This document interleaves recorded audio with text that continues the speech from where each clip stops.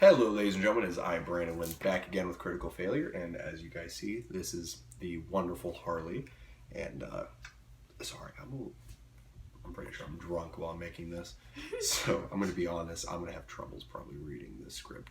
But instead of doing the encounters for the Bronze Sybil, if I'm correct is what it's called, I'm not too sure. I was barely there for the Theros video. Ed was supposed to send me the stats and stuff like that. Never did by accident. So I could do the encounters video. So I'm going to see him later, see if I can take pictures of the next couple creatures just so I can look at them, see if I can create something with it. But we are on the animated objects, which the lore behind them is, I'm going to have to take this slow. Animated objects are crafted with potent magics to follow the commands of the creators. When not commanded, they follow the last order they received to the best of their ability, can act independently to fulfill simple instructions. Some animated objects, including many of those created in the Feywild, might converse fluently or adopt a persona, but most are simple automatons. I'm thinking like fucking... I know you don't know this because you're just starting to get into D&D, but I'm thinking fucking... Warforged. I played a Warforged Druid once and I wanted to play that again. You'd probably love being like probably a Druid. Yeah? Yeah, you seem like you'd enjoy Druid. Either that in terms of roleplay aspect or Ace. Anything magic related. Yeah, there's Sorcerer, there's a Wizard, Cleric, Bard, like there's a lot. But my issue is like playing a spellcaster in D&D just as you're starting, in my opinion, is really difficult because you got a lot to keep up with. So it's like, if you want to do that, we could do that easily. It's just going to be a while for you to really adopt it and understand. I mean, I'm good at roleplay. Yeah, you'd get that down pat. Just I roleplay to this day. That's really cute. Anyways, constructed nature, my bad. The animated object doesn't require air, food, drink, or sleep, unlike the fucking angels that we did. The magic that animates an object is dispelled when the construct drops to 0 hit points. An animated object reduces 0 hit points because inanimate and is too damaged to be of much use or value to anyone, meaning that you can't pick it up and try to sell it unless you use Dispel Magic right from the beginning. The animated armor, which is what we are on. This empty steel shell clamors as it moves, heavy plates banging and grinding against one another like the vengeful spirit of a fallen knight. Ponderous but persistent, the magical guardian is almost always a suit of plate armor. To add to its menace, animated armor is frequently enchanted with scripted speech, so the armor can utter warnings, demand passwords, or deliver riddles. Rare suits of animated armor are able to carry on an actual conversation.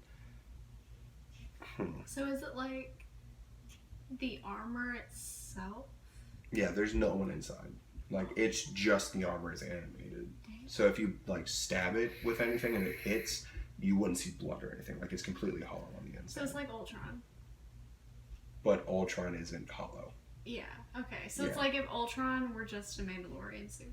Yeah, but better. Ultron has free will and free speech. This is just usually like animated in terms of like for fighting. Yeah, like say like if you needed a guard, but like humans and other things that are mortal require sleep. This thing would be able to stand there, act like a normal suit of armor until someone comes up, and it's like it'll magically move by itself, and it's like it'll say like, give me the password, blah blah blah, be able to speak in whatever it was commanded to in case like a person were to come up. That's how it would work.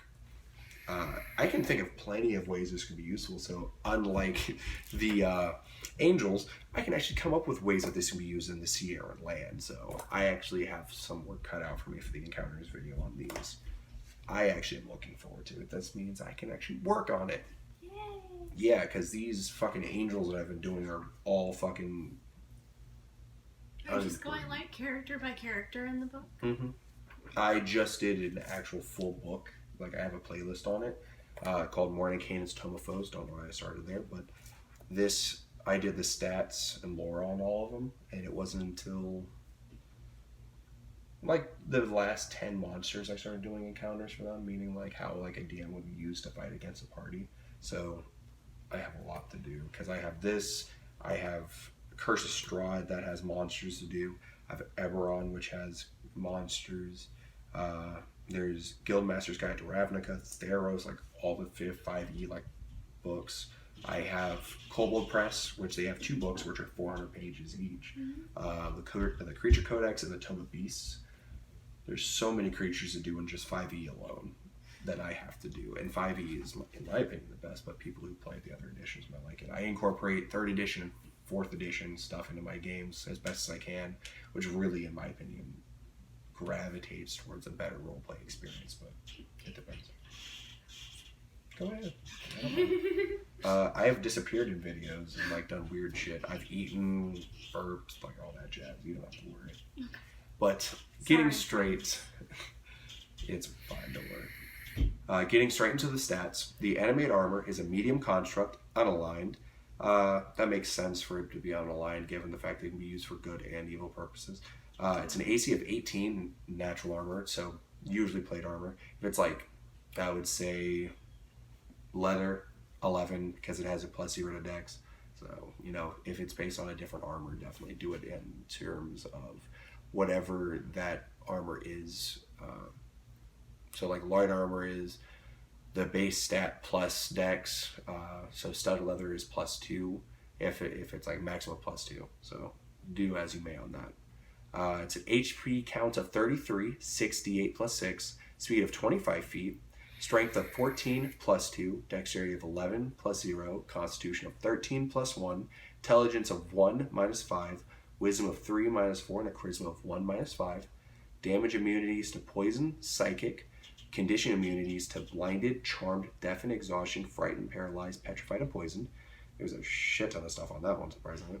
Senses are blind sight up to 60 feet, blind beyond this radius, and a passive perception of 6. Not very good at seeing past anything like it's a normal suit of armor without like any sort of consciousness. Does not speak any languages other than what it's uttered to be able to speak. It's challenge rating 1, 200 XP. Learn the hard way. Do not have like 6 or 7 party members go against this thinking that it will fuck them up. It is going to lose a lot of health real quickly. Anti-magic accessibility. The armor is incapacitated when the area of an anti-magic field is targeted by... if targeted by a dispel magic, the armor must succeed a Constitution saving throw against a caster spell save DC, fall unconscious for 1 minute. I would say throw that away. Doesn't make sense. It's an anti-magic field, and if dispel magic is there, it should just go away, in my opinion. It doesn't make sense for that. False appearance. While the armor remains motionless, it is indistinguishable from a normal suit of armor. That is very useful. Playing Curse of Strahd, it is scripted for a suit of armor of Curse. For a armor to be used, I ended up attacking someone and knocking them unconscious from the get-go in the death house. So, yeah, it was obliteration after obliteration. They were going through my encounters like crazy, so I buffed one section up. I'll talk about it in a separate video, probably the video after this, but it's fucking gnarly. It has multi-attack. It makes 2 melee weapon attacks, and its only melee weapon attack it has is Slam. It's a melee weapon attack, +4 to hit, reach of 5 feet, 1 target only, 5 average, 1d6 +2 bludgeoning damage. And that's all on the animated armor. I'm actually surprised that it lasted this long, but again, drunk, easily sidetracked, and it's not your fault.